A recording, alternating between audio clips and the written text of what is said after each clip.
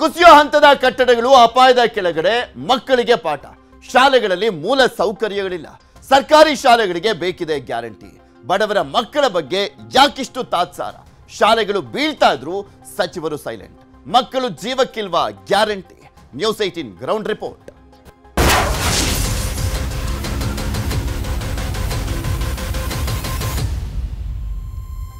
ಒಡೆದ ಹೆಂಚುಗಳು, ಸೋರುವ ಕೊಠಡಿಗಳು, ದುಸ್ಥಿತಿಯಲ್ಲಿ ಮಲೆಯೂರು ಪ್ರಾಥಮಿಕ ಶಾಲೆ.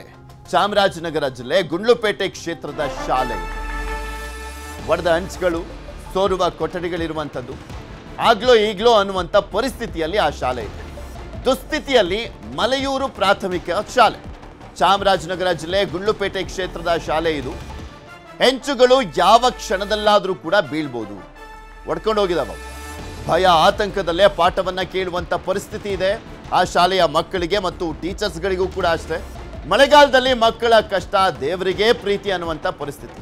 1ರಿಂದ 8ನೇ ತರಗತಿವರೆಗೂ 175ಕ್ಕೂ ಹೆಚ್ಚು ಮಕ್ಕಳಿದ್ದಾವೆ. ಕನ್ನಡ, ಇಂಗ್ಲಿಷ್ ಮಾಧ್ಯಮ ಸೇರಿದಂತೆ ಒಟ್ಟು 11 ತರಗತಿಗಳು ಇರುವಂಥದ್ದು. 1966ರಲ್ಲಿ ನಿರ್ಮಾಣವಾಗಿದ್ದಂಥ ಶಾಲೆಗೆ ಕಾಯಕಲ್ಪ ಬೇಕಾಗಿದೆ. 1966ರಲ್ಲಿ ನಿರ್ಮಾಣ ಆಗಿರುವಂಥದ್ದು. ಈಗ ಹೇಗಿರೋಣ ಪರಿಸ್ಥಿತಿ ಲೆಕ್ಕ ಹಾಕೊಳ್ಳಿ. ಇದುವರೆಗೂ ಅದರ ದುರಸ್ತಿ ಕಾರ್ಯನೇ ಆಗಿಲ್ಲ. ಒಂದು ಕಾಯಕಲ್ಪವನ್ನ ಕೂಡ ಕೊಟ್ಟಿಲ್ಲ. ಗುಂಡ್ಲುಪೇಟೆಯಲ್ಲಿರುವಂಥ ಶಾಲೆ ಇದು. ನಿಮ್ಗೆ ತೋರಿಸ್ತಾ ಇದೀವಿ, ದೃಶ್ಯಾವಳಿಗಳಲ್ಲಿ ಗಮನಿಸ್ಬೋದು. ಆ ಬೋರ್ಡ್ ಹೇಗಿದೆ ಪರಿಸ್ಥಿತಿ ನೋಡ್ಬೋದು. ಆ ಕಿಟಕಿಯ ಪರಿಸ್ಥಿತಿ, ಒಂದು ಪೇಂಟು ಇಲ್ಲ, ಏನೂ ಇಲ್ಲ. ಆ ಹೆಂಚ್ಗಳು ಕೂಡ ಅಷ್ಟೇ ಒಡ್ಕೊಂಡು ಹೋಗಿದ್ದಾವಂತೆ. ಹೆಂಚಿನ ಬಿಲ್ಡಿಂಗ್ ಅದು. ಮಳೆ ಬಂದಂತ ಸಂದರ್ಭದಲ್ಲಿ ಫುಲ್ ಸೋರೋಗುತ್ತೆ ಶಾಲೆ.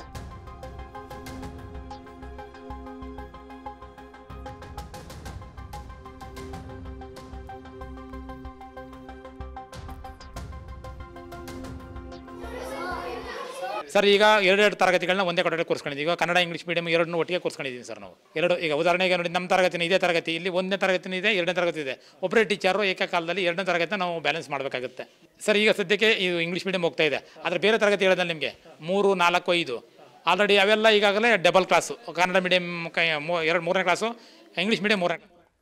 ಇದ್ರ ಬದಲೇ ಮಾತಾಡಲಿಕ್ಕೆ ನಮ್ಮ ಜೊತೆ ಗಣೇಶ್ ಪ್ರಸಾದ್ ಅವರು, ಗುಂಡ್ಲುಪೇಟೆಯ ಶಾಸಕರು, ದೂರವಾಣಿ ಸಂಪರ್ಕದಲ್ಲಿ ಜಾಯ್ನ್ ಆಗಿದ್ದಾರೆ. ನಮಸ್ಕಾರ ಸರ್. ನಮಸ್ಕಾರ ಸರ್. ನಮಸ್ಕಾರ ಸರ್. ಮಲೆಯೂರು ಪ್ರಾಥಮಿಕ ಶಾಲೆಯ ದುಸ್ಥಿತಿ ಬಗ್ಗೆ ತೋರಿಸ್ತಾ ಇದ್ವಿ. ಅದಕ್ಕೊಂದು ಕಾಯಕಲ್ಪ ಆಗಬೇಕು. ಹೆಂಚುಗಳೆಲ್ಲ ಒಡೆದೋಗಿದ್ದಾವೆ. ಮಳೆಗಾಲದಲ್ಲಂತೂ ಕೂರ್ಲಿಕ್ಕೆ ಆಗೋದಿಲ್ಲ ಅಂತ ಪರಿಸ್ಥಿತಿ ಇದೆ. ನಿಮ್ ಗಮನಕ್ಕೆ ಬಂದಿದ್ಯಾ ಸರ್? ಬಂದಿದೆ ಸರ್. ಮಲೆಯೂರು ಸ್ಕೂಲ್ದು ಇಶ್ಯೂ ಬಂದಿದೆ ನನ್ನ ಗಮನಕ್ಕೆ. ಈಗ ನಾನು ಅನುದಾನ ಹಾಕಿ, ವಿಶೇಷ ಅನುದಾನ ಏನು ನಾನು ಎಜುಕೇಶನ್ ಮಿನಿಸ್ಟರ್ ನಮ್ಗೆ ಕೊಡ್ತಿದ್ದಾರೆ, ಅದರಲ್ಲಿ ಸೇರ್ಸಿದ್ದೀನಿ ಸರ್. 100% ಅನುದಾನ ರಿಲೀಸ್ ಆದ ತಕ್ಷಣ ಕೆಲಸ ಮಾಡ್ಕೊಡ್ತೀನಿ. ಅಂದ್ರೆ ಆಲ್ರೆಡಿ ಪ್ರೋಸೆಸ್ ಅಲ್ಲಿ ಇದೆಯಾ? ಅದು ಪ್ರೋಸೆಸ್ ಅಲ್ಲಿ ಇದೆ ಸರ್. ಅರೌಂಡ್ 20 ಸ್ಕೂಲ್ ಸೆಲೆಕ್ಟ್ ಮಾಡಿದ್ವಿ ನಮ್ಮ ವಿಧಾನಸಭಾ ಕ್ಷೇತ್ರದಲ್ಲಿ. ತುಂಬಾ ಹಾಳಾಗಿರೋದಕ್ಕೆ ಒಂದು ಸ್ವಲ್ಪ ಹೆಚ್ಚಿನ ಅನುದಾನ ಹಾಕಿ ಮಾಡ್ತೀವಿ. ಎಷ್ಟು ದಿನ ಆಯ್ತು ಸರ್ ನೀವು ಸೇರಿಸಿ? ಈಗ ಒಂದು 1.5 ಮಂತ್ಸ್ ಆಗಿದೆ ಸರ್. ಯಾಕೆಂದ್ರೆ ಆ ಮಕ್ಳಿಗೆ ನಿಮ್ಗೆ ಗೊತ್ತಿದೆ ಈಗ ಯಾವ ಕಾಲದಲ್ಲಿ ಯಾವಾಗ ಮಳೆ ಬರುತ್ತೆ, ಚಳಿ ಬರುತ್ತೆ, ಏನಾಗುತ್ತೆ ಅನ್ನೋದು ಗೊತ್ತಾಗ್ತಾ ಇಲ್ಲ. ಅಂಥದ್ರಲ್ಲಿ ಪಾಪ ಕಷ್ಟಪಟ್ಟು ಅಷ್ಟು 175ಕ್ಕೂ ಹೆಚ್ಚು ಮಕ್ಕಳು ಬರ್ತಾ ಇದಾವೆ.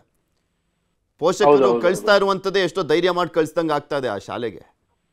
ಅದೇ ಇಲ್ಲ, ಅದ್ರ ಬಗ್ಗೆ ಇಶ್ಯೂ ಇದೆ ಸರ್. ನಾನು ಅಟೆಂಡ್ ಮಾಡಿದ್ದೀನಿ. 100% ಸೀಟ್ ಇಟ್ ವಿಲ್ ಗೆಟ್ ಬೇಗ. ನೋಡ್ತಾ ಇದ್ವಿ ಸರ್, ತುಂಬಾ ಕೊಳಕಾಗಿರುವಂತ ಶೌಚಾಲಯಗಳಲ್ಲಿರೋದು. ಆ ಶೌಚಾಲಯಕ್ಕೆ ಹೋದ್ರೆ ಯಾವ್ದಾದ್ರು ರೋಗ ಹಚ್ಕೊಂಡ್ಬರ್ಬೇಕು, ಹಂಗಿದೆ ಪರಿಸ್ಥಿತಿ. ಇಲ್ಲ, 100% ವಿಲ್ ಅಟೆಂಡ್ ಇಟ್. ಓಕೆ, ಧನ್ಯವಾದ ಗಣೇಶ್ ಪ್ರಸಾದ್ ಅವರೇ. ನ್ಯೂಸ್ 18 ಜೊತೆ ಮಾತನಾಡಿದ್ದಕ್ಕೆ. ಗುಂಡ್ಲುಪೇಟೆಯ ಶಾಸಕರು ಗಣೇಶ್ ಪ್ರಸಾದ್ ಅವರು ಭರವಸೆಯನ್ನ ಕೊಟ್ಟಿದ್ದಾರೆ, ಆ ವ್ಯವಸ್ಥೆಯನ್ನ ಸರಿ ಮಾಡ್ತೀವಿ ಅಂತ. ಈಗ ಆಲ್ರೆಡಿ ಇದ್ರ ಬಗ್ಗೆ ಪ್ರೋಸೆಸ್ ಮಾಡ್ತಾ ಇದ್ದೀವಿ, ಅನುದಾನ ಬರ್ತಿದ್ದ ಹಾಗೆ ಕ್ಲಿಯರ್ ಮಾಡ್ತೀವಿ ಅಂತ ಹೇಳಿದ್ದಾರೆ. ಶಿಕ್ಷಣ ಸಚಿವರ ಗಮನಕ್ಕೂ ಕೂಡ ತಂದಿದ್ದಾರಂತೆ. ಅದು ತುಂಬ ಡಿಲೇ ಆಗ್ದಲೇ ಇರಲಿ ಅಂತ ಅಷ್ಟೇ. ಪ್ರೋಸೆಸ್ ಅಂತ 2-3 ವರ್ಷ, 4-5 ವರ್ಷ ಮುಗಿಯೋದ್ರೊಳಗೆ ಇವ್ರದ್ದು ಅಧಿಕಾರನೂ ಕೂಡ ಮುಗ್ದೋಗುತ್ತೆ. ಆ ಮಕ್ಕಳು ಭರವಸೆ ಇಟ್ಕೊಂಡಿರ್ತಾರಲ್ಲ, ಅದು ಕೂಡ ಮುಗ್ದೋಗ್ಬಿಡುತ್ತೆ. ಅವರು ಆಲ್ರೆಡಿ ಪಾಸ್ಔಟೇ ಆಗ್ಬಿಟ್ಟಿರ್ತಾರೆ ಎಷ್ಟೋ ಮಕ್ಕಳು. ಸೊ ಅದಕ್ಕೆ ಎಷ್ಟು ಸಾಧ್ಯನೋ ಅಷ್ಟು ಬೇಗ ಈ ಸಮಸ್ಯೆಯನ್ನು ಬಗೆಹರಿಸ್ಕೊಡ್ಬೇಕು ಅನ್ನುವಂಥದ್ದನ್ನ ನ್ಯೂಸ್ 18 ಮುಖಾಂತರನೂ ಕೂಡ ಮನವಿಯನ್ನು ಮಾಡ್ಕೊಂಡಿದ್ದೀವಿ.